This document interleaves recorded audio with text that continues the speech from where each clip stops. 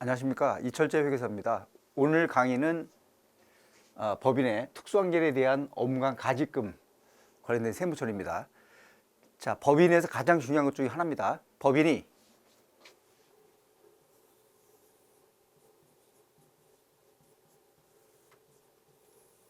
상대 누구죠? 특수관계인.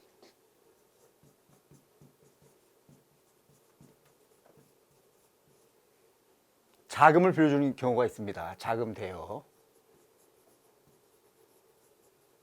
자, 이 자금 대여가 업무와 무관한 경우는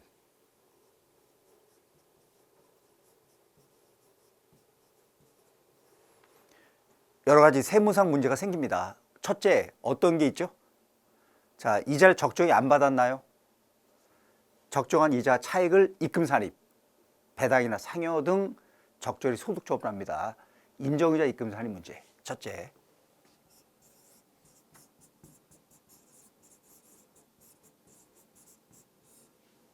두 번째 뭐죠? 법인의 차입금 이자가 있을 때, 이자가 비용이 있으면 업무무관 가직금 있습니까? 자, 여기 업무관 가직금입니다.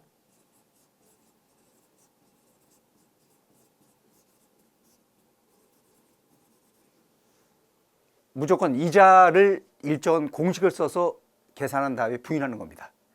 업무무관 자산 등 관련 이자, 송금을 산입.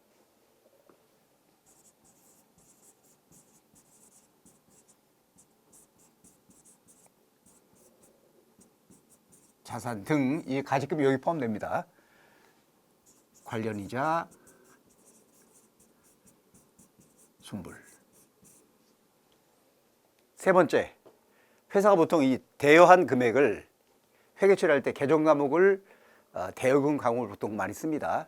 자, 대여금이 있습니까? 보통 대여금은 대손 충당 설정 대상이 포함이 됩니다. 그러나 업무관 가직금은, 특수관계 업무 가직금은 대손 충당 설정 대상에서 제외가 됩니다.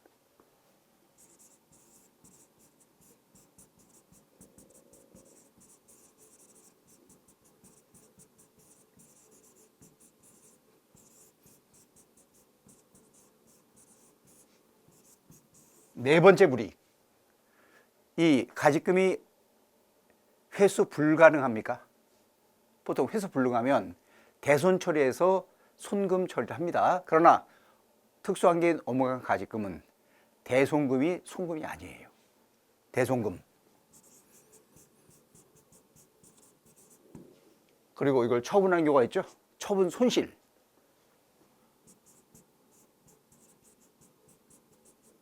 이것도 손금불산입니다. 그러니까 이렇게 하나의 계정 과목이 여러 가지 조정에 영향을 미치는 경우가 거의 없는데 이렇게 많지는 않아요. 이거는 정말로 많은 것에 영향을 미칩니다. 법에서 아주 중요한 내용 중에 하나입니다.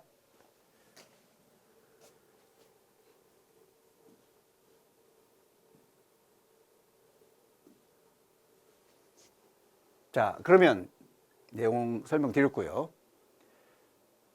자, 개요. 법인이 주주, 임직원, 관계사 등의 특수관계인에게 업무와 무관하게 자금을 대여하는 경우죠. 자, 세법은 뭐라 불러요? 특수관계인 업무관 가직금. 어떤 문제가 생깁니까? 설명드렸죠. 먼저 인정이자 입금 산입, 그리고 지급이자 송금불 산입, 그리고 대손금과 처분선 손불, 대손 충당금 설정 대상서 제외. 그런데 인정이자 문제는 그 해외에 있는 국외 특수관계인 거래에는 적용을 안 합니다. 그래서 법인이 국외 특수관계인에게 자금을 대여한 경우는 법인세법 부당행위계산의 부인규정, 지금 설명드린 것 중에서는 바로 이 규정이죠. 인정입금산입 규정, 이것은 적용하지 않고 대신에 국조법에 있는 이전가격 세제 규정을 적용을 합니다. 국조법 규정이죠. 자, 먼저 법인세법상 인정이자 입금산입. 이거는 핵심이 상대가 누구죠? 특수한계인. 특수한계 없다. 상관없는 거예요. 그리고 자금 대여가 업무와 무관한 경우를 설명드렸지만 이거는 사실은 업무와 관련이 있어도 이자가 적정하지 않으면 부당행위예요. 그래서 요 인정이자만은 업무 무관 여부는 안 따집니다. 특수한계는 자금 대여인데 이자가 적정하지 않다 부인하는 거예요. 자, 먼저 상대방은 특수한계인. 그리고 자금 대여하고 이자를 받는 것이 적정한 이자가 아닐 때, 시가 이자가 아닐 때죠. 시가보다 작을 때, 무상일 때 그 경우 대상입니다. 무상이나 적정 이자, 이게 이자 시가죠. 시가보다 낮은 이자를 받을 때 이런 경우가 대상인 거예요. 그럼 얼마 입금 산입합니까? 적정한 이자와 차익이죠. 이자 시가와 차익. 적정 이자, 이자 시가와 받기로 한 이자, 약정 이자와 차액만큼을 부인하는 겁니다.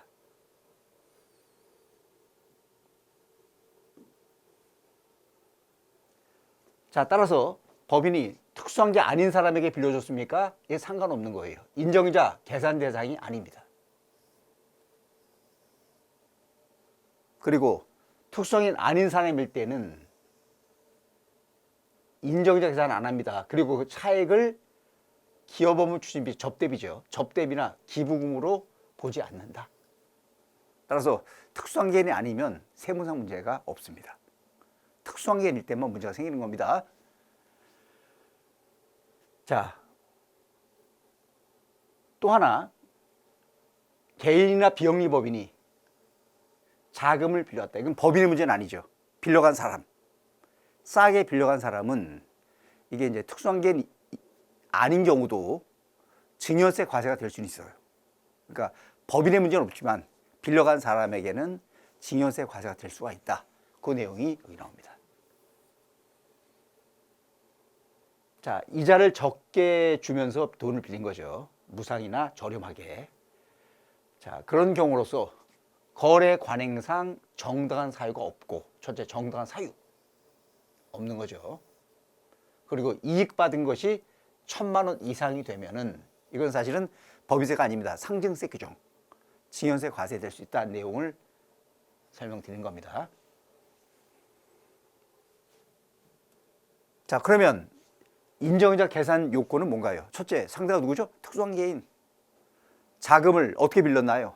무상이나 저율로. 우리가 이자를 적게 주고 돈을 빌려줄 때 문제가 생기는 겁니다.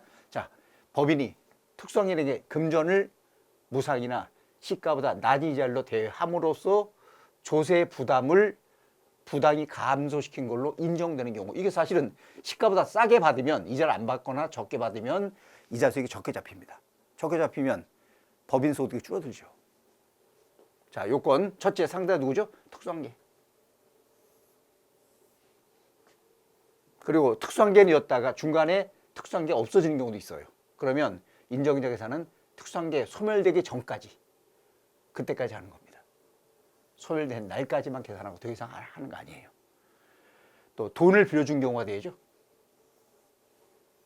그리고 이자율이 무상이거나 저율일 때. 먼저 특수한계가 누구냐? 자, 특수한계는 법에 열거되어 있습니다. 열거. 그런데 이건 쌍방관계예요. 그래서 법인 입장에서 볼 때 A법인과 B법인을 가정했을 때 여기서 봤을 때 특수한계예요.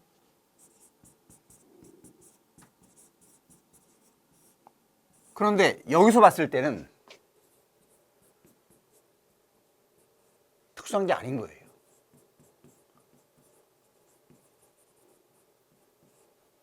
어떻게 판단할 거냐? 이게 이제 두 가지 방법이 있습니다. 첫째는 일반관계. 일반관계라는 게 뭐냐면 한쪽서 봐서 특수한계예요? 특수한계 맞아. 그러나 이쪽서 봐서 특수한계 아닙니까? 이건 특수한계 아닌 거예요. 그러니까 이렇게 했을 때만 특수한계를 보는 것이 일반관계입니다. 일반관계. 일방.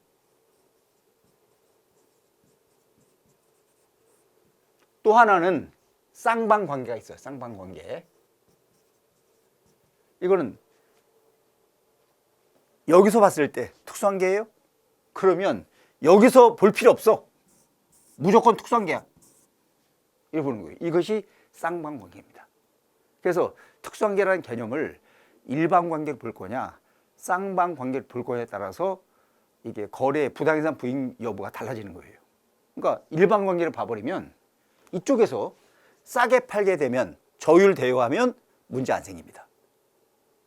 근데 사실은 이 관계라는 것이 서로가 이 관계라는 관계잖아요. 여기서 봤을 때 특수관계면 상대방이 봐서 특수관계 돼야죠. 이게 일방적 관계 아닙니다. 사실은 쌍방관계예요. 그래서 원래 법에는 규정이 없었는데 법원이나 국세청이나 조세 심판원 등에서 전부 다 이 세무 당국 전부 다 하고 법원에서는 전부 다 쌍방관계가 맞다고 해석을 했어요. 쭉 세월이 흘러왔죠. 수십 년을 흘렀는데 어느 해 대법원의 대법관들의 색채가 바뀐 거예요. 요즘 한 문제가 되는 진보냐 보수냐 막 문제가 되는데 그때 보수적인 색채로 대법관이 좀 많이 바뀌었어요. 보수의 특징이 뭔가요? 보수 특징은 법을 지키는 겁니다. 법에 따라 해석하는 거. 진보는 법보다 약간 더 자유롭게 해석하는 거죠. 그러니까 재판이 딱 걸렸는데 이렇게 세게 판 거예요. 국세청에서는 쌍방관계니까 여기서 봐서 특수관계면 여기서 봐서 특수관계 맞다. 이건 부당행위다. 과세를 했어요. 근데 대법원에서 국세청에다가 그렇게 해석하는 근거가 뭐냐? 법의 근거. 법의 규정이 없죠. 해석이죠. 그러니까 대법원에서 판결한 거예요. 법의 규정이 없기 때문에 특수관계 여부는 일반관계다. 쌍방관계 아니다. 판결이 나면서 수십 년 해온 게 뒤집혀버린 거예요. 완전히 기재부하고 국세청하고 완전히 엄청나게 충격을 많이 받았어요. 그 당시에. 그래서 법을 바꿨죠. 바꿔서 이건 쌍방관계라는 규정을 법에 집어넣어버린 거예요. 그래서 그 판결 난 이후는 다시 법이 바뀌었기 때문에 다시 쌍방관계를 해석을 합니다. 그 설명이 여기 나오죠. 특수관계는 쌍방관계로 판정한다. 그게 바로 요 규정입니다. 요걸 집어넣은 거예요. 법인의 특수관계란 다음 중 어느 한에 해당한 자를 말한다. 이 경우 본인도 그죠? 특수관계 누구예요? 여기죠. 본인. 특수관계인. 이 경우 본인도 얘도 특수관계인의 특수관계입니다. 이 규정을 집어넣은 겁니다. 2008년도 있었던 일이죠. 이 대법원 판결이. 그래서 법이 개정된 거예요. 그 다음에. 자, 그러면 특수관계 누구냐? 첫째, 법인이 있을 때 법인을 실질로 지배하는 사람과 그 친족들. 법인의 실질 지배자와 친족들입니다. 실질 지배자는 누구죠? 우리 회사 임원도 아니고 주주도 아니에요. 그런데도 실질 지배합니다. 그래서 우리 회사가 있는데 그룹의 명예회장님이 계세요. 그 회장님이 전화하면 우리는 그 얘기를 듣고 사업 방침을 반영하고 그 명예회장님은 우리 회사의 주주가 아니라도 임원이 아니라도 우리가 특수관계입니다. 그런 개념이에요. 그 사람이 임원을 임명하거나 면직할 권한을 행사합니다. 그리고 사업 방침 결정하는 등의 우리 법인의 경영에 대해서 사실상 영향력을 행사하고 있다. 이 사람은 이분은 우리가 특수관계예요. 그리고 그분만 아닙니다. 그분의 친척들도. 친척이죠? 친족도 특수관계예요. 자, 여러분들 생각해 보세요. 제가 어느 회사의 실질 지배자예요. 예를 들어서. 그럼 저와 그 법인은 특수관계죠. 근데 저의 친족도 특수관계래. 친족은 몇 촌까지예요? 촌수를 따져야죠. 친족은 첫째 부계혈 있죠. 아버지 혈족, 모계혈족. 혈족은 북에 목에 있습니다. 그리고 인척이 있어요. 인척은 혼인해서 친척된 사람들. 뭐 우리 처남, 뭐 처제 등등 있죠. 결혼해서 친척된 사람들 또는 우리 삼촌의 배우자, 숙모 나 사실 숙모는 혈연 관계는 없지만 삼촌과 결혼함으로써 친족이 된 겁니다. 그러면 몇 촌까지 친족을 볼 거냐? 이 규정은 국기법 규정입니다. 국기법에서는 첫째 혈족은 부계목이 똑같습니다. 4촌 이내. 5촌은 아닙니다. 4촌까지. 이 전이 6촌까지였었어요. 근데 최근에 이제 좀 이게 핵가족화되면서 가족관계 약간 그 친족관계 개념이 약간 소원해지면서 규정이 바뀐 거예요. 인척 몇 촌까지입니까? 3촌과 결혼한 사람까지. 3촌 이내, 3촌 이내가 해당됩니다. 인척은 전에 4촌이었었는데 1촌 줄었어요. 그리고 배우자. 주의할 점은 괄호를 주의하셔야 됩니다. 배우자인데 혼인신고 안 했어. 그러니까 법률상 배우자는 아닌 거죠. 사실상 배우자지만 이 관계는 사실혼 관계를 포함하는 개념입니다. 자, 네 번째 라죠. 친생자로서. 친생자는 내가 난 애입니다. 내 자녀. 근데 그 애가 다른 사람에게 취양자 입양이 된 거예요. 내가 왜 딴 사람의 애가 됩니까? 이제 애를 낳아서 살다가 애가 어린 나이에서 이혼하게 된 거예요. 그래서 애를 여자 아내가 키우기로 했어요. 근데 이 아내가 애를 키우다가 재혼하게 된 거야. 재혼하게 되면 새아빠가 생겼죠. 근데 새아빠 성과 애 성이 다르기 때문에 누구든지 보면 압니다. 재혼 과정이구나. 그러니까 애가 상처도 받고. 그래서 이 애를 새아빠의 애로 입양을 시켜요. 이게 취양자 입양이에요. 입양시키면 애 성이 바뀌어요. 친아빠 성, 새아빠 성으로 바뀝니다. 바뀌면서 친아빠 모든 관계 다 끝납니다. 그러나 여전히 친아빠 입장에서는 걔 내 애다 생각을 하죠. 여러분도 당연히 그렇죠. 그리고 그 애가 결혼할 때 되면은 배우자를 데리고 와서 소개를 합니다. 우리 아빠라고 할 거예요. 그럼 내 입장에서 그 새로 애와 결혼한 그 사람을 사위나 며느리로 생각을 할 겁니다. 또 애 낳으면 그 애를 내 손자, 손녀나 외손자, 외손녀 생각을 할 거예요. 바로 그 관계일 때 세법은 특성을 보는 겁니다. 친족 관계예요. 이게 요 내용이죠. 친생자인데 다른 사람에게 취양자 입양됐다. 그 애의 배우자, 그 애의 직계비속, 애를 낳았을 때 그 자녀들 등등. 자, 그 다음에 마죠. 마는 혼외 출생자입니다. 근데 혼외 출생자인데 생과 생모가 있다는 것을 알게 됐죠. 우리 드라마에 많이 나오죠. 혼외 출생자. 생부 생모를 알게 됐어요. 생부 생모를 내가 부양을 합니다. 같이 살기도 하고 생활비를 대주기도 하고. 그러면 그 생부 생모와 나는 친족 관계예요. 그게 마입니다. 본인이 민법에 따라 인지한 혼외 출생자의 생부와 생모, 요 괄호를 주의하셔야 됩니다. 본인의 금전이나 재산으로 생계를 유지하는 사람과 또는 함께 사는 경우, 이게 친족 관계예요. 그래서 실질 지배자 친족들은 우리 회사 특성계입니다. 자, 두 번째, 여러분들 법인 입장에서 볼 때 누가 제일 친합니까? 주주들이죠. 주주도 법인과 특성계예요. 근데 우리 주식이 100만 주인데 전체가 한 주 갖고 있다. 한 주가 무슨 주주입니까? 주주는 맞지만 주주로서의 권한을 행사해서 법에 영향을 미치기는 힘들죠. 지분이 좀 돼야 되죠. 그래서 소액주주를 제외합니다. 소액주주 등을 제외한 소액주주 등이 아닌 주주나 출자자, 그리고 주주의 친족도 특성계예요. 역시 친족 똑같습니다.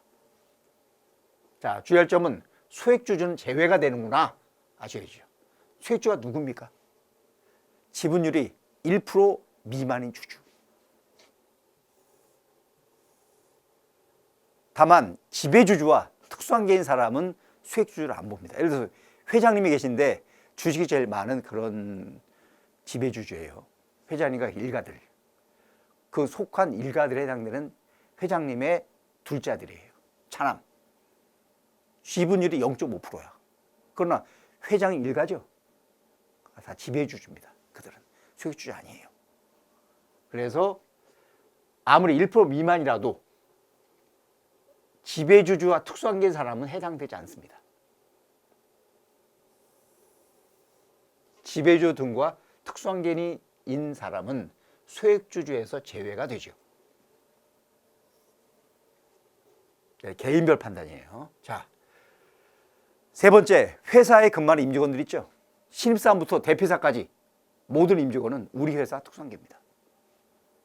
회사 근무하는 사람들, 회사 직원, 임직원의 관계.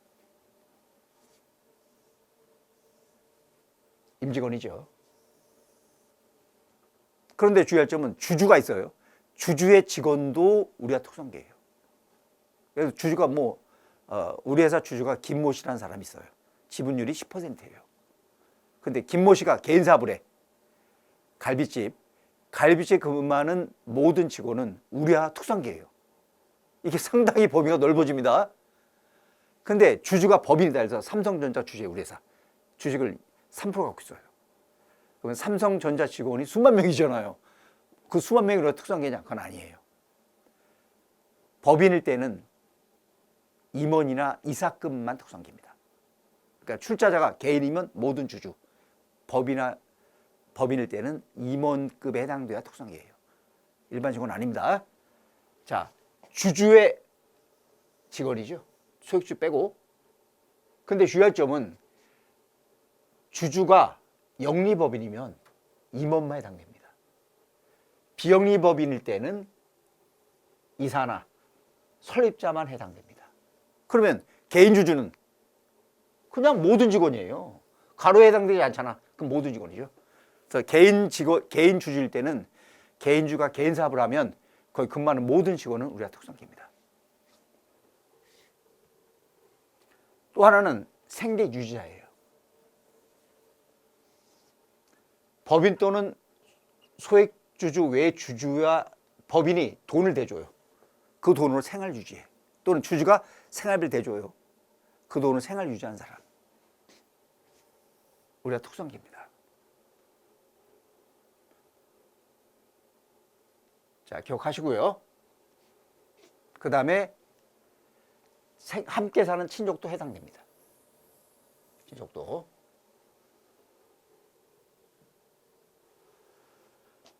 자, 그 다음에 1차 지배법인. 이게 뭐냐면 법인 있죠. 그리고 주주가 있었죠. 지금 나왔죠. 그 다음에 자, 1에서 3까지. 1은 누구죠? 실질 지배자. 2는 주주와 출자자들, 3은 임직원들 등등이죠. 생계주자. 그들이 법인이 직접 또는 그와 앞에서 나온 사람과 함께 어떤 다른 법인의 경영에 대해서 지배적인 영향을 행사하고 있다. 그 법인은 우리 법인의 특성입니다. 예를 들어서 A법인이 있어요. 여기 주주가 있고 이렇게 비할게요. 주식이 30%예요. 주식을 조금 지분을 낮춰서 2%로 하겠습니다. 그리고 이렇게 또 출자를 했어. C법인에 이게 30%예요.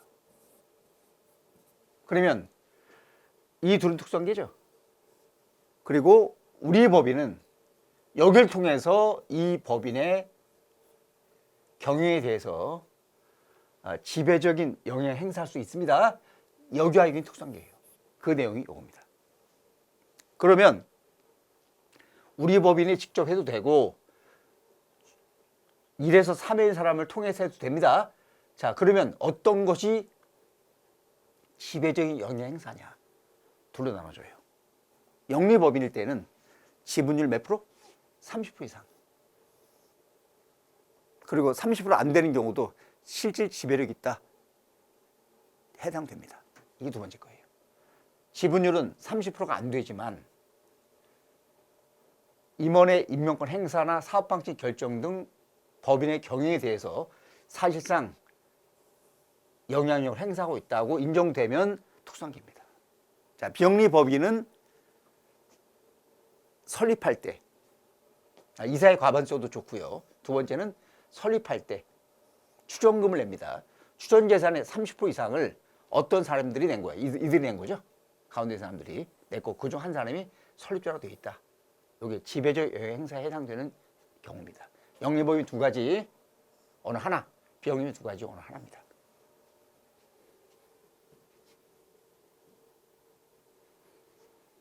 자, 이제 다섯 번째죠.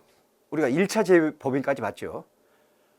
우리 법인 또는 우리 주주나 임직원들, 생계유지자들, 그리고 실제 지배자, 그리고 저쪽 법인 있죠.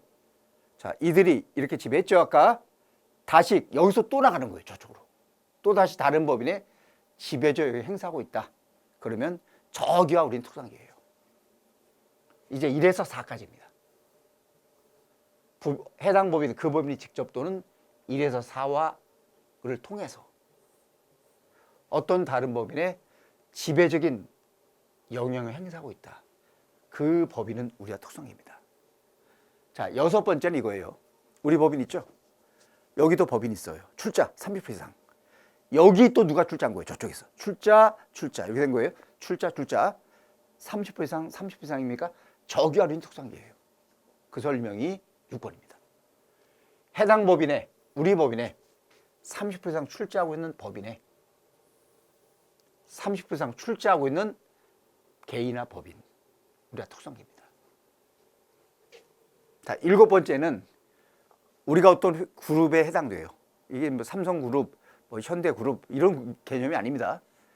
공정거래법에 정한 기업그룹, 그거는 작은 기업이라도 누군가가 지배하면 하나의 지배력 하에 있으면 동일한 기업 집단이에요. 거기에 해당되십니까?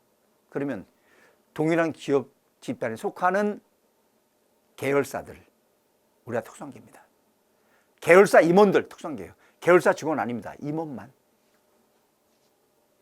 동일그룹 계열사와 계열사 임원, 직원 아니죠.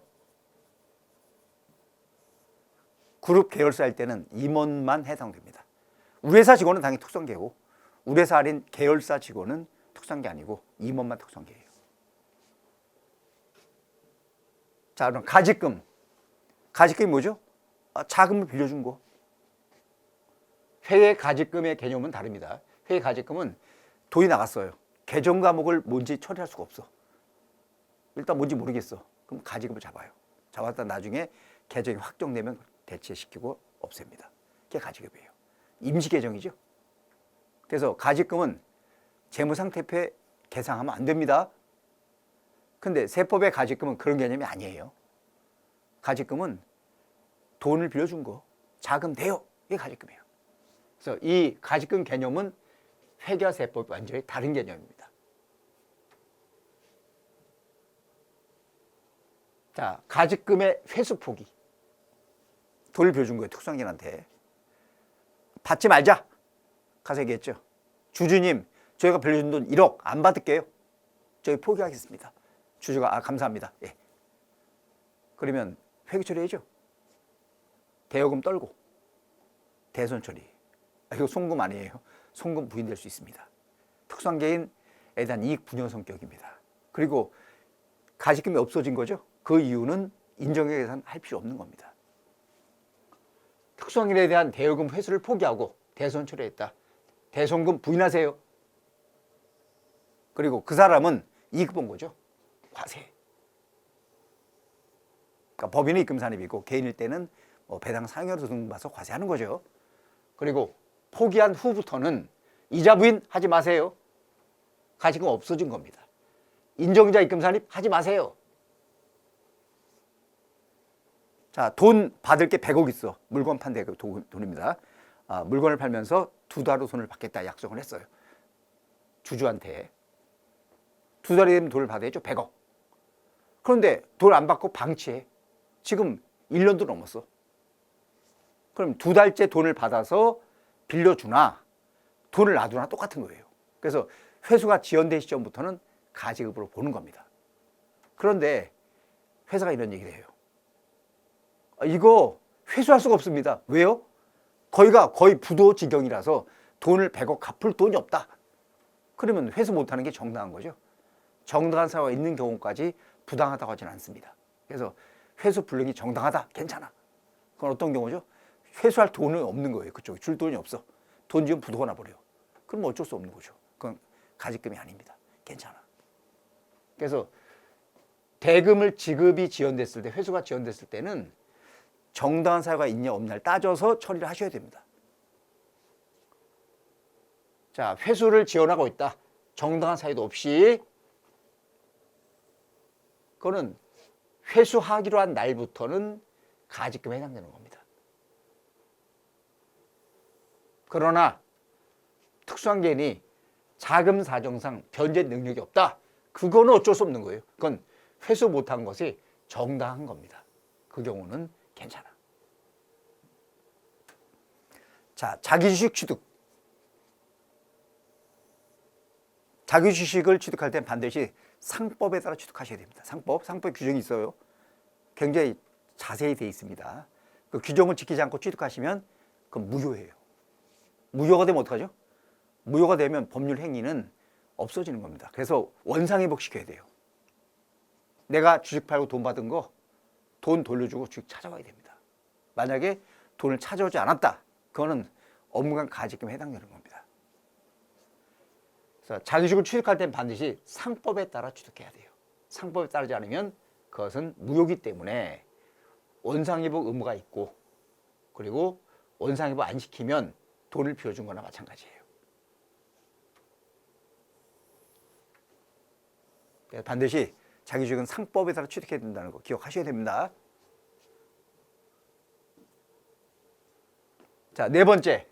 직원이 회사를 계속 근무하고 있는데 퇴직금을 중간에 줘요.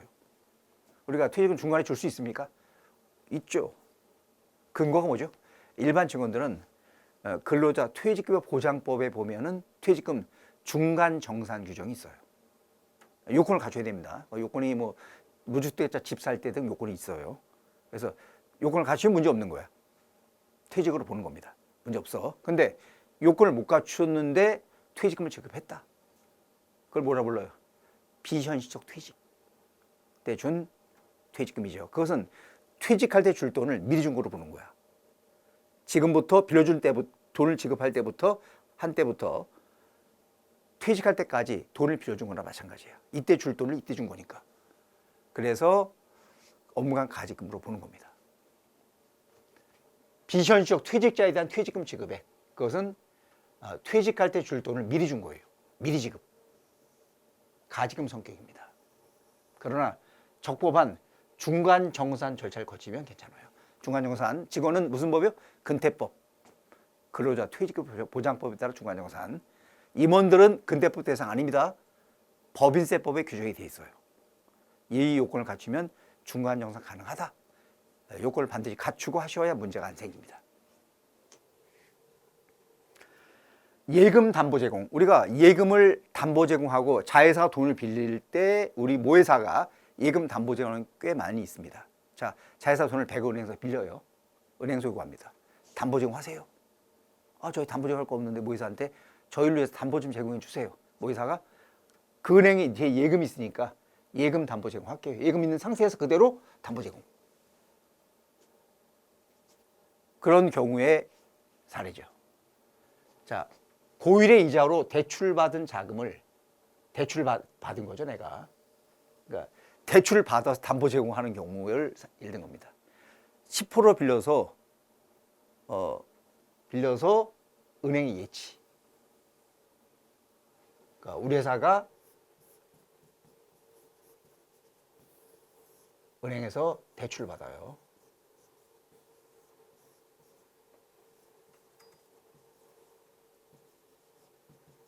이자율 10%. 그리고 우리 자회사. 여기서 대출을 받을 때 대출을 80억을 받을 때 우리가 이 돈을 대출받은 돈을 담보 제공하는 거예요. 은행 예금으로 예치 하고 이것을 담보 제공합니다. 비예사를 위해서 제공하는 거죠. 근데 이 예치한 예금 이자는 5%야. 그럼 우리는 10% 빌려서 5%로 예치해 놓으면 5% 손해가 나는 거죠.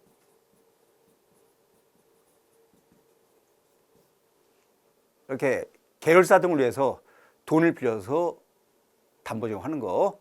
근데 빌린 이자보다 예찬 이자가 작을 때 우리 손해가 납니다. 손해난 것은 현재 대법원에서는 부당행위다. 부당행위. 그러나 그것은 업무상 가직금은 아니기 때문에 이자 비하지 않는다는 뜻입니다. 이 문제 이것은 지급자 송부산입 이거는 하지 마라. 그런 의미예요. 여기는 해당하지 않는다. 자, 6번째, 무수익자산의 매입. 무수익자산은 수익이 없는 자산이냐, 수익이 안 생겨. 어떤 게 무수익자산은 사실 판단 문제입니다. 무수익자산에 해당됩니까? 그걸 매입하시면 그것은 무수익자산을 매입한 걸로 안 봐요. 무수익자산을 담보로 받고 돈을 비용으로 봐. 그래서 업무상 가직금에 해당됩니다. 자, 무수익자산이란 법인의 수익 파생에 공헌하지 못하거나 법인의 수익과 관련이 없는 자산으로서 장래에도 그 자산 운용으로 수익을 얻을 가망성이 희박한 자산을 말한다라는 게 현재 판례 입장이죠. 대부분 판례. 법인이 특수한개인으로부터 무수익자산을 매입하면 세법은 매입을 안 봅니다. 그것은 무수익자산을 담보 제공받고 매입대금 상당액을 빌려준 거다 보는 거예요. 따라서 가직금으로 보는 거죠. 업무상 가직금이다. 또 하나 주의할 점은 법인이 자금을 빌려줍니다. 특수한개인한테. 그러나 일정한 경우는 업무상 가직금으로 안 봅니다. 인정이자 계산 안 해요. 이자 부인 안 해. 불이익 안 줍니다. 왜 그러냐? 부득이한 사유가 있거나 복리후생 목적이 있을 때, 복지후생. 자, 다음의 경우는 조세 정책적 목적에서 가직금으로 안 봅니다. 인정이자금 산입, 지급자 송부산입 하지 마세요. 첫째, 회사가 배당을 결의합니다. 배당을 계속 못 줘. 못 주면 주주가 연락을 합니다, 회사에. 주주인데 왜 작년도 결의한 배당 지금도 안 주냐? 주주님 죄송합니다. 자금이 없어서요. 돈 생겨 팔아드릴게요. 내가 작년 3월달 결의했는데 지금 1년도 넘었잖아요. 5월달이다 벌써. 근데 이게 내가 배당금이 5천만 원이 되기 때문에 다른 것도 있어서 일단 5천만 원을 넣어서 신고를 하려고 보니까 소득세가 많이 늘어난다. 그러니까 배당금은 좀 늦게 줘도 되지만 좋지만 뭐 그건 내가 좀 받아들이겠지만 소득세라도 좀 대신 내달라. 회사가 소득세 배당금 미지급에 대한 소득세 대납해 주는 거 대납했습니까? 가지급으로 안 봐. 괜찮아. 그게 설명이에요. 소득세법에 따라 지급한 것으로는 배당소득이나 상여금 미지급이죠. 에 대한 소득세 대납액. 또 개인지방소득세 좋습니다. 포함해서. 근데 그러면 이 소득세가 얼마냐? 계산해야죠. 종합소득 결정세액 있죠. 총결정세액 전체 세금 곱하기 종소금액분의 미지급 소득금액. 이 비율로 계산합니다. 이 금액 정도는 지방소득세 포함시켜서 대여해줘도 괜찮아.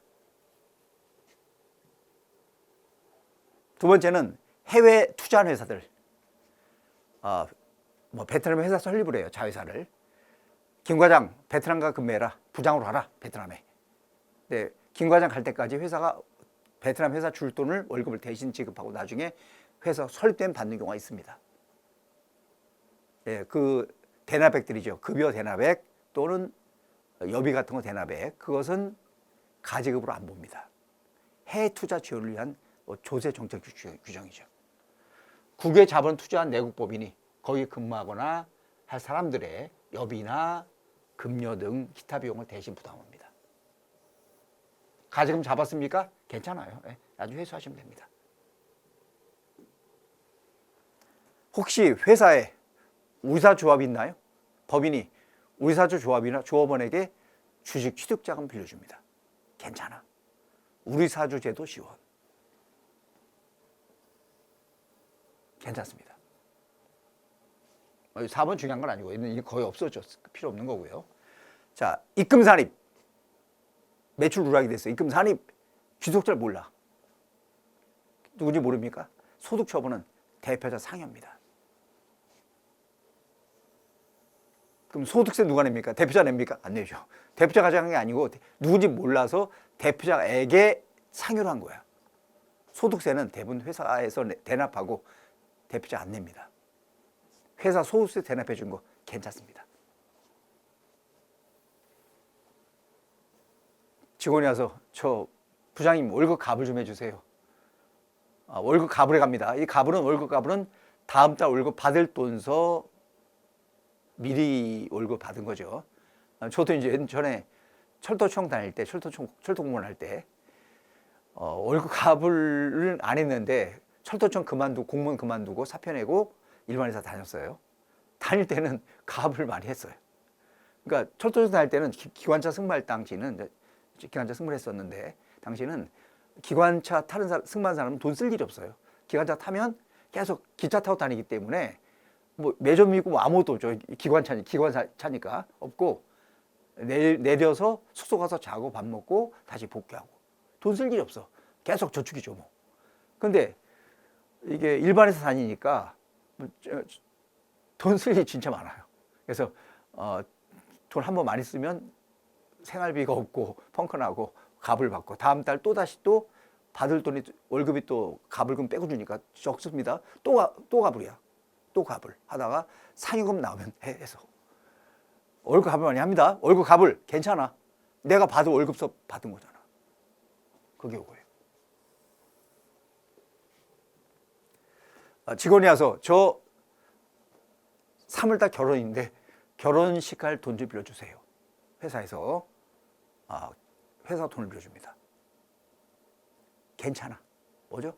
경조사비 돼요. 괜찮아. 다 주의할 점은 직원에 대한 월급값을 직원에 대한 경조사비 대여입니다. 임원은 안 돼요. 직원만 대상입니다. 직원이 와서 저희 아들 이번에 대학교 입학했는데 입학금이 없습니다. 학자금 대출 좀 해주세요. 회사에서 학자금 대출해 주는 거 괜찮아. 역시 누가 대상이에요? 직원 학자금 대출 또는 직원의 자녀 학자금 대출. 자녀도 포함이에요. 직원이 와서 저 집을 사는데 집값이 많이 올라서 돈이 많이 부족합니다. 주택자금 대출 좀 해주세요. 회사에서 무이자 대출. 진짜 좋네요. 중소기업이에요? 괜찮아. 중견기업, 대기업 안 됩니다. 중소기업 직원만 괜찮아. 중소기업 근무하는 직원이죠. 임원 말고 지배주주 등인 직원은 안 됩니다. 그러니까 회장님 일가들 안 돼. 에 대한 무슨 자금 대여죠? 주택자금 대여나 전세자금 대여입니다. 이자를 안 받아도 아무런 문제 없어. 괜찮아. 자, 기억하세요. 직원 대상인 거. 월급 가불, 경조사비 대여, 학자금 대여까지는 중소, 중견, 대기업 안 따지죠. 그러나 주택자금 대출은 누가 대상이야? 중소기업 직원일 때만. 지배주 회장님 일가들이면 안 됩니다. 뭐 회장님 자녀에게 주택자금 100억 대출, 뭐 10억 대출 안 돼요.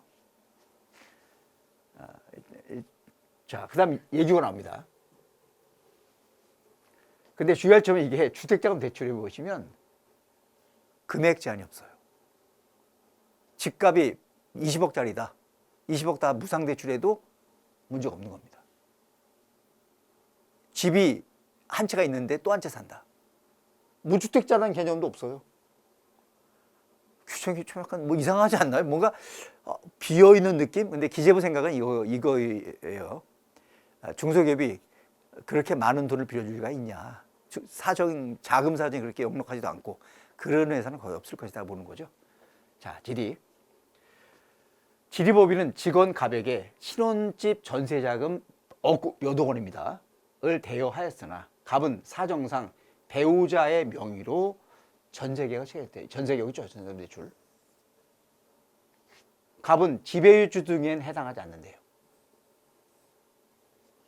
종전 전세자금과 관련하여 주소 이전이 불가하여 배우자 명의로 계약하고 이후 신혼집으로 주소 이전했다. 직원에게 주택 전세자금을 대여하고 직원의 배우자 명의로 전세계약을 했을 때도 괜찮냐? 문제 없냐? 물어본 거예요. 답변은 여기는 아무런 말이 없죠. 답변은 중소기업에 해당하는 내국법인이 소속 직원에게 주택 전세자금 용도로 금전을 대여하고 해당 직원이 그 대여액을 실제로 주택 전세자금 용도로 사용한 경우 해당 대여액은 이 규정에 따른 전세자금 대여액에 해당하는 것이며 이 해당하는지는 사실 판단을 사기다. 그러니까 배우자 명의로 해도 되냐? 답변은 괜찮다라는 거죠. 그런 말 없죠. 누구 명의로? 그런 말 없습니다. 그냥 용도만 따진다는 거죠. 용도가 전세자금 용도 쓰였다면 괜찮다. 그때는 중요한 거 아니고요. 자, 인정이자는 어떻게 계산하냐? 가지금 적수 곱하기 시가이자율 곱하기 요게 이제 1년 이자입니다. 적정이자. 대환 기간의 적정이자예요. 뒤에는 약정이자. 두 개 비교해서 차익만큼 입금산입니다. 자, 가지금 적수죠. 적수란 개념은 계정의 금액을 매일 걸 더한 게 적수예요. 그래서 가지금 계정에 매일 밤 24시 잔액을 더한 거. 그러면 어떻게 계산해요? 간단하게 계산해요. 잔액이 있습니까? 넣으세요. 없어요? 안 넣어. 돈을 빌려줍니다. 돈을 언제 빌려줘? 낮에 빌려주죠. 그럼 영신 잔액이 없었지만 24 잔액이 있습니다. 넣고 돈을 회수해요. 낮에 회수하면 영시 잔액이 있었지만 24시 잔액이 없죠. 안 넣습니다. 그래서 그냥 간단히 개념 정의할 때는 적수란 개념은 계정 잔액에 매일매일 잔액을 더한 거다. 기준은 24시 잔액. 그러니까 잔액이 발생하면 넣고 없어지면 넣지 말고. 그게 요 개념입니다.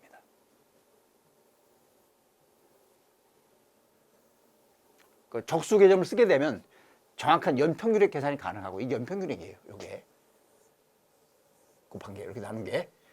그리고 이자를 곱하면 정확한 이자가 나옵니다. 근데 이런 경우가 많으시는 회사 보면 돈을 빌려주죠. 가지금 적수가 있어요. 대표사님. 근데 돈을 또 회사 빌려. 뭐가 있죠? 가수금 적수. 상계 아니야. 무상대여 무상 차입입니까? 상계. 그러나 무상대여인데 뭐 차입은 이자를 약정했다. 이렇게 약정을 맺게 되면 이자를 약정 맺으면 별개의 건이에요. 상계하지 마세요. 그러니까 무상대여 무상차입 상계. 이자를 약정이 돼 있다. 상계하지 마세요. 별개의 건입니다. 동일에 대한 가지금과 가수금이 함께 있다. 해당 연도에 가지금 적수와 가수금 적수를 계산해서 상계시킵니다. 상계.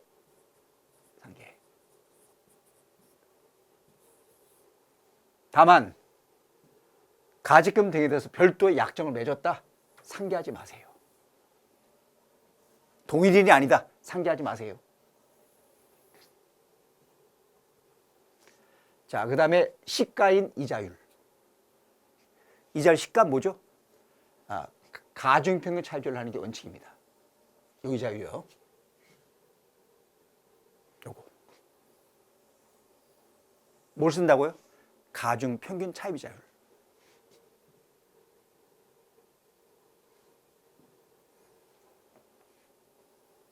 어떻게 계산해요?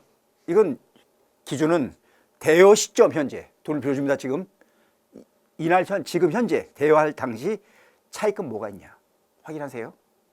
그것의 평균 이자를 계산하는 거야.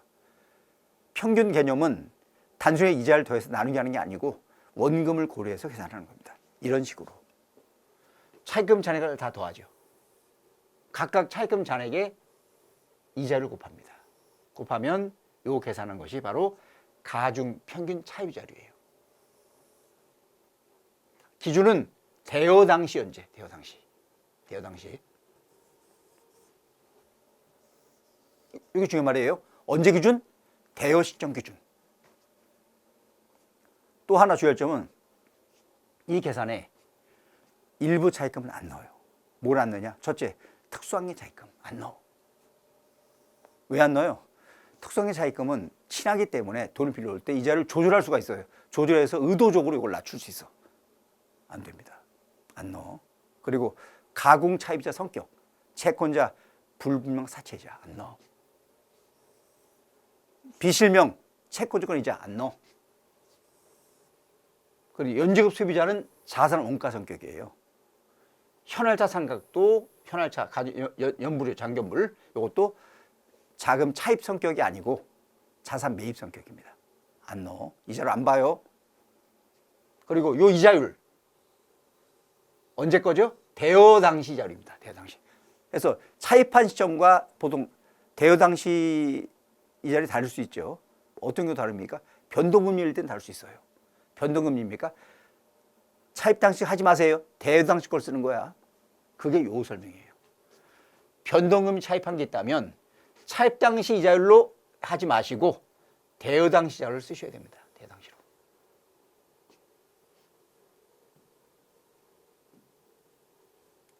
자, 그리고 예외적으로 당좌 대출을 씁니다. 예외. 요 이자는 4.6%입니다. 1년에. 자, 가중평균 차입률 계산 사례가 나옵니다. 법인이 대표자에게 자금을 대여할 당시, 그쵸, 대여 당시 기준이죠. 차입금 내역이 다음과 같다. 대표자가 대여하는 자금에 대한 가중평균 차입률은 얼마냐 물어봤죠. 자, 첫째, 채권자 불분명 사채자 있죠? 안 넣어. 넣지 마시고요. A은행 건설자금자 넣어. B은행 넣으시고요. C은행 변동금리 넣으세요. 뭘로요? 이자율은 차입 당시 쓰지 마시고 이걸 쓰는 겁니다. 그리고 마지막 것은 특수환경 차입금 안 써. 이 세 가지네요. 차입금은 4천, 6천, 1억입니다. 넣으세요. 4천, 6천, 1억. 넣었죠? 4천에 10%,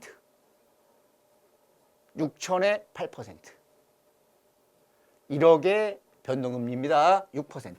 대여 당시 계산 7.4%. 이해하셨나요? 이렇게 계산하는 거예요. 자, 원칙은 뭘로 쓴다고요? 대여 당시에 가중평균 차입률을 쓰는 게 원칙입니다. 그러나 다음 해당되면 당좌 대출을 쓸 시가로 봅니다. 이것은 다음 해당될 때예요. 첫 번째, 특수환경이 아닌 자로 차입한 게 없어. 이 계산이 불가능해요. 이 계산 공식을 쓸 때는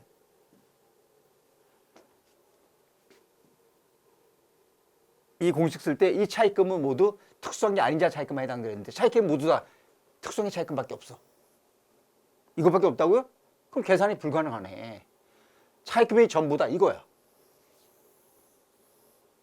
계산이 불가능한 거죠. 계산이 불가능하면 할 수 없죠. 뭐 당좌 대출을 쓸 수밖에 없는 거죠. 그 설명이 이 내용이죠. 이거 하고 이거. 세 번째 주의하세요. 법인 간의 자금 대여인데 대여한 법인이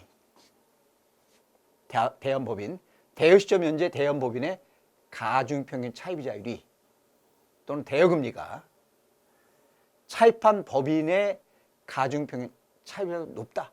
이런 경우도 무조건 당좌대출을 쓰는 겁니다. 이게 무슨 소리냐? A 법인이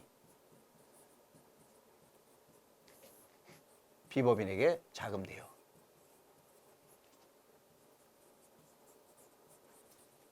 그런데 이쪽 법인의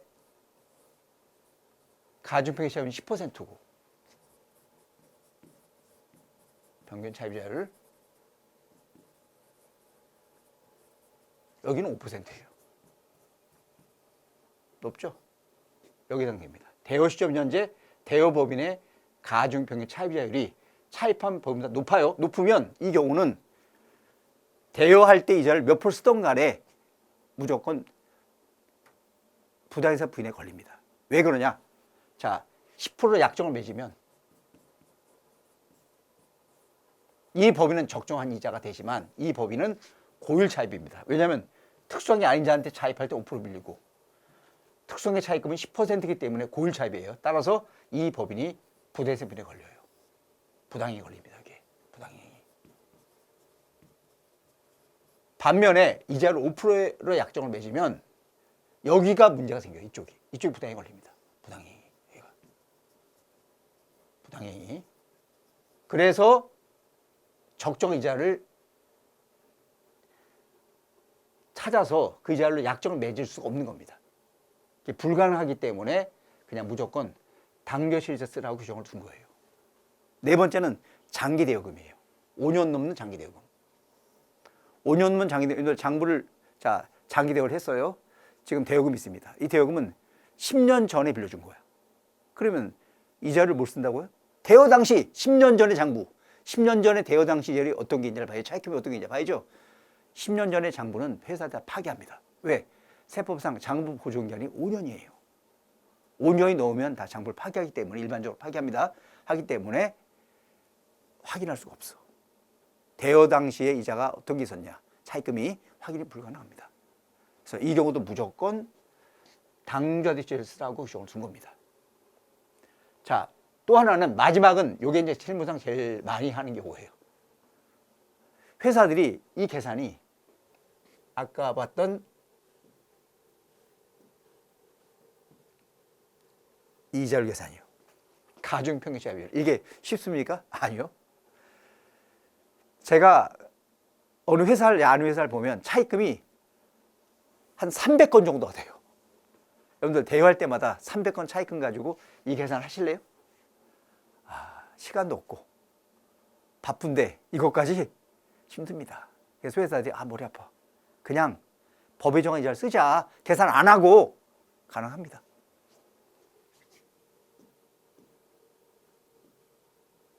그게 바로 이 설명이에요. 법인이 귀찮아. 그냥 나는 당좌대출을 쓸게. 법인에 신고하실 때 당좌대출을 쓰겠다고 신고하시면, 선택하시면 선택한 그 해와 다음 해와 그 다음 해까지 이게 한 세트예요. 몇 년이죠? 3년. 이 기간 동안은 계속 이걸 써야 됩니다. 그러니까 주의하실 점은 이렇게 하시면 아주 편해요. 편한데 한 번 선택한 몇 년이라고요? 3년을 적용한다는 걸 잊어버리시면 안 됩니다. 한 번 하면 몇 년이냐? 3년. 이게 실제 사례예요. 회사가 이때 선택을 했어요. 한 번 하면 몇 년이죠? 3년. 이게 한 세트예요. 1세트. 또 썼어요. 근데 그 다음에 바꿔버린 거야, 이자를. 이거 안 쓰고 바꿨죠. 국세청에서 한 세트 끝났다. 새로운 세트 시작, 2세트. 2세트 내내 당좌대출을 써야 되는데 왜 바꿨냐? 차액 과세 버린 거예요. 그러니까 이게 더 이자율이 더 높은 거죠. 차익 과세에 대해서. 이것을 인정 안 하고 당좌대출을 써야 되는데 왜 이걸 썼냐? 일로 과세한 겁니다. 과세. 차익만큼 과세하니까 업체가 불복, 소송. 이런 소송건이 여러 건 있어요. 전부 다 국세청 다 이겼어요. 재판서. 법원에서도 마찬가지. 한 세트는 3년이다. 3년 지나서 선택하면 새로운 세트가 시작됐는데 왜 바꿨냐? 잘못됐다.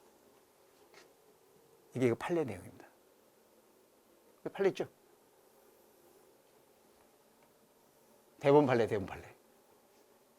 국세청 승소한 사건이에요. 그러니까 주의하실 것은 한 번 선택한 몇 년이라고요? 3년. 자, 부당행위상 부인 규정은 전부 대부분 규정이 중요성 기준이 있습니다. 그래서 차이가 납니까? 차이가 많이 나? 부당행위냐? 차이가 조금 나? 괜찮아. 차이 기준은 금액 기준과 비율 기준 두 개를 써서 어느 하나 해당되면 됩니다. 금액 기준 3억 이상이에요. 3억 이상. 비율 기준 시가 대비 5% 이상. 이 기준을 써요. 이 중에 어느 하나 해당되면 둘 중 어느 하나입니다. 해당되면 차이가 중요하기 때문에 부당이상 부인을 적용하는 겁니다.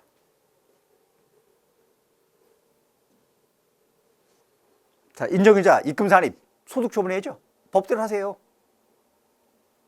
약정이 없습니까? 이자율 약정이 없어요. 무자 대여죠. 법대로 소득처분. 주주, 배당, 임직원 상여, 기타 세출 등 적절한 소득처분. 이자율도 없는데 회사가 미수이자를 잡았어요. 미수이자 인정 안 합니다. 송금산입, 입금산입하고 입금산입에 과세하는 거죠.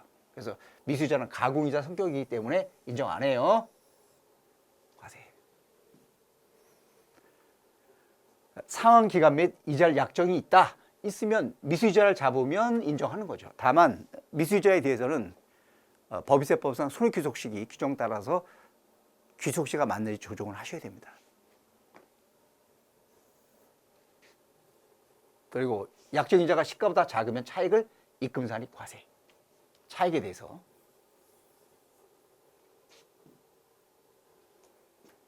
자, 가지금 있는 거예요. 가지금과 미수이자가 다음에 해당된다. 그거 못 받는 거로 봐요. 자산 잡은 거 감액하고 손금산입 마이너스 유보하고 입금산입해서 배당 상해동 소득 처분. 첫째, 특수관계가 없어진 거예요. 없어지면 회수해야죠. 회수 안 했다. 그거 못 받는 거야. 장부에 있는 대여금 뭐 100억 있어요. 100억 떨고 손금산입 마이너스 100억 하시고 입금산입 100억 배당 상해 처분. 근데 회수를 못한 게 아니고 회수 못하고 있는 게 정당한 사유가 있다. 괜찮아.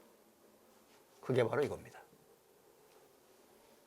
이런 경우는 가지금을 회수 불가능으로 보진 않아요. 괜찮아.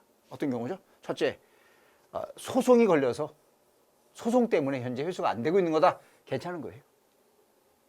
또는 그 돈을 회수하지 않고 있지만 담보를 잡아놨다.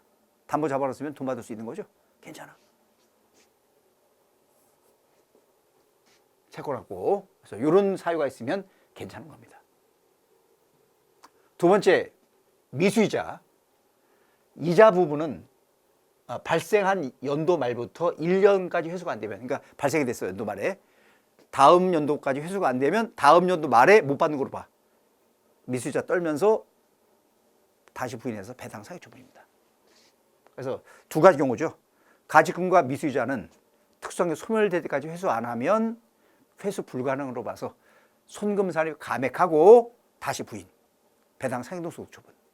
다만 회수 불능이 정당한 사유가 있다. 괜찮습니다. 두 번째, 미수이자는 발생한 연도 말부터 1년까지 회수가 안 되면 감액하고 마이너스 유보, 자산 감액입니다. 다시 부인하면서 배당 상해 처분. 미수이자는 1년이에요.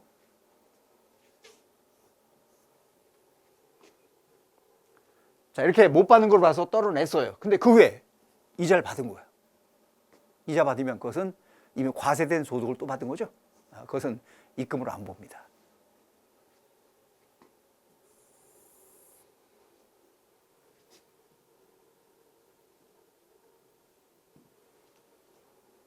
자, 그리고 아까 자산을 감액했을 때 미수이자 상대방은 채무로 보지 않는 겁니다. 그러니까 채권자는 미수이자를 감액했죠. 1년 지나까지 회수 안 해서 감액하면 채권이 아닌 거예요. 반면에 돈을 갚을 사람은 채무를 안 보는 거죠. 자, 사례. A법인은 대표이사에게 1억을 대여하고 가지금으로 계상하였으나 2025년 말에 대표이사가 퇴직했어요. 대여금을 회수도 안 하고 계속 대여금 계정을 잡고 있다. 특수한 게 없어진 거죠. 이 돈은 못 받는 걸로 보는 겁니다. 1억을 감액하고, 여기 감액입니다. 손금산입, 가지금 감액. 1억이 대변 계정이에요. 대변. 여기 차변. 이것을 감액하면 대변으로 가야죠. 자산이니까. 마이너스 유보.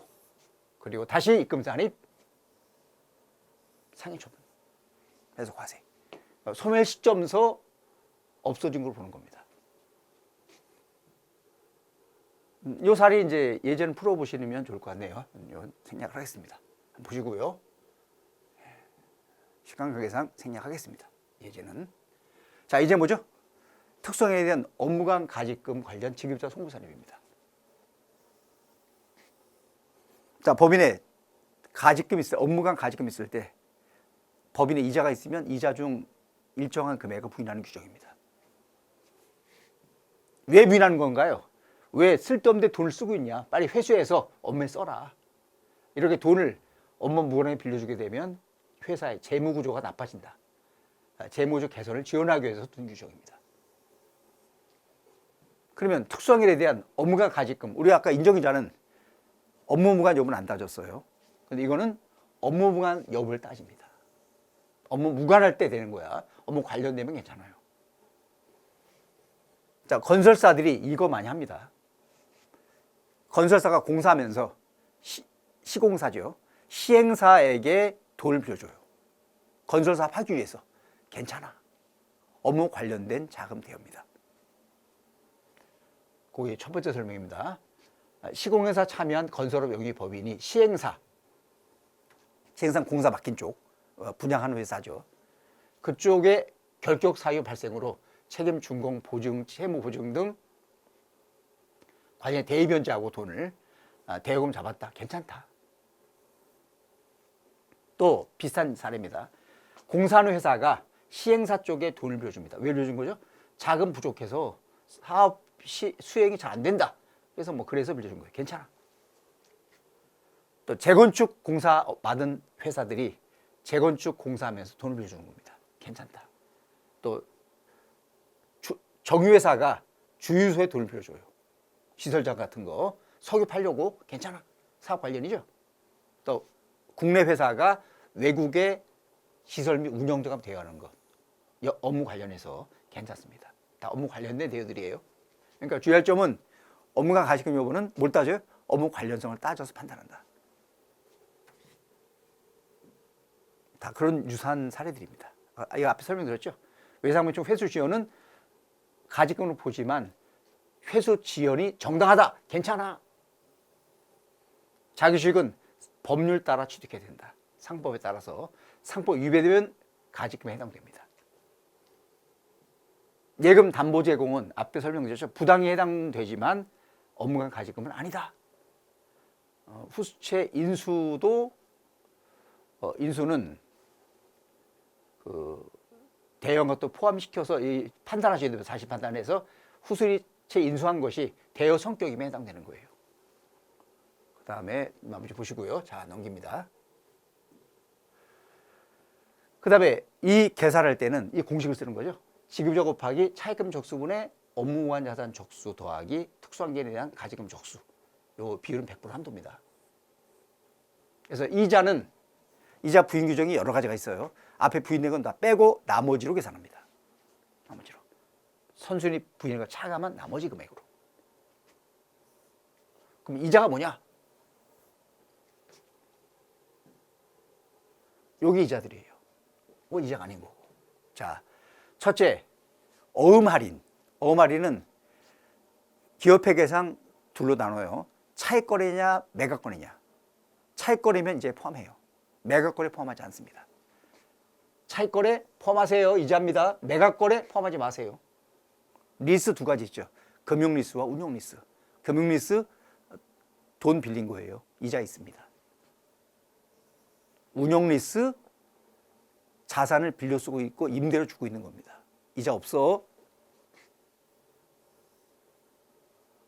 살차 상각은 이자입니다. 현할차 상각 이자는 안 봐. 다르죠? 그 다음에 연지급 수입이자. 연지급 수입이자도 자산 취득 성격이에요. 요거 하나 주의하세요. 구매자금 대출이자. 기업 구매자금. 기업 구매자금 대출이자는 정책자금이에요. 정책자금이기 때문에 이자를 안 봅니다. 제외. 나머지 중요한 건 없고요. 요 정도 기억하시고요. 네.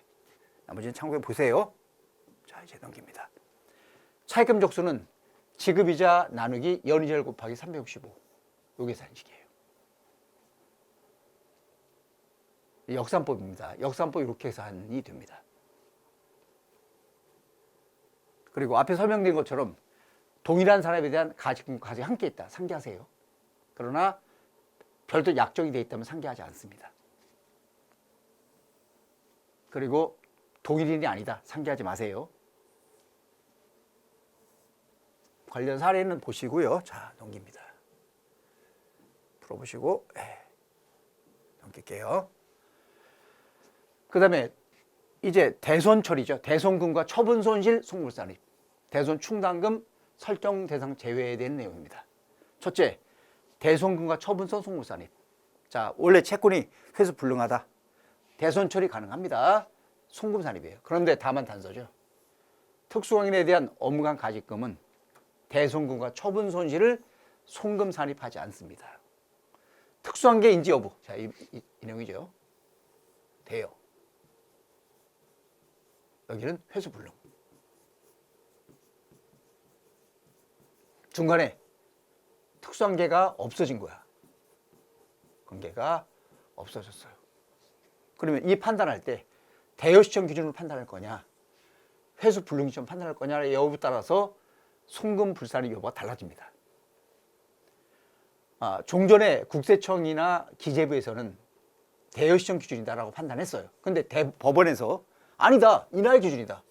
그래서 재판소 진 사건이 있었어요. 사건도 지니까 기재부 국세청은 법을 바꾸지 뭐. 법을 바꿔서 대여시점 기준이다 집어넣어버린 거 법에다. 지금은 대여시점 기준을 하실 수밖에 없습니다. 자, 특수관계 여부는 언제 기준이에요? 대여시점 기준 판단한다 라고 법에 들어왔죠. 법인세법 19조의 2항 2호. 그리고 업무무관 여부에 대한 판단도 대여시점 기준으로 판단합니다.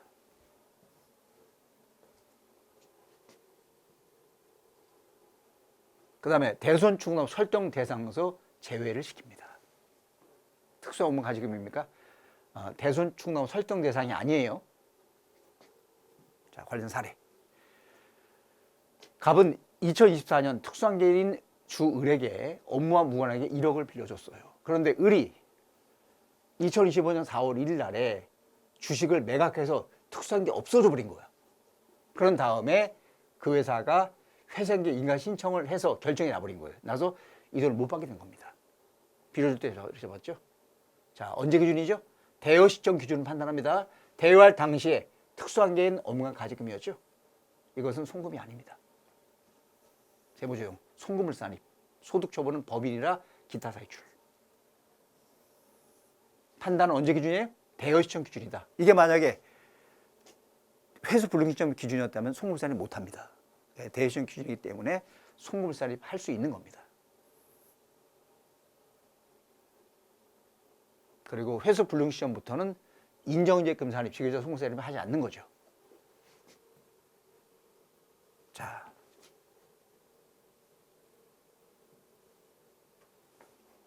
여기까지 해서 오늘 강의를 했습니다. 오늘 강의가 뭐였죠? 법인이 특수관계인에게 업무 무관하게 자금을 빌려줄 때 생기는 문제들 어떤 게 있었죠? 첫째, 이자를 적정히 안 받으면 적정 이자 차액을 입금 산입해서 과세를 합니다. 뭐죠? 인정이자 입금 산입.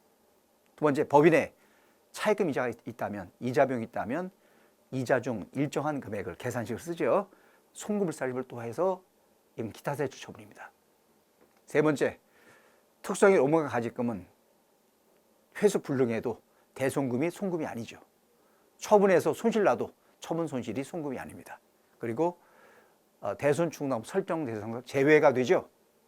그러나 직원에게 월급 가불, 경조사비 대여, 직원이나 본인이나 자녀 학자금 대여하는 거, 그리고 중소기업 직원에게 주택자금 대출해 주는 거, 이런 것들은 가지금으로 안 받죠.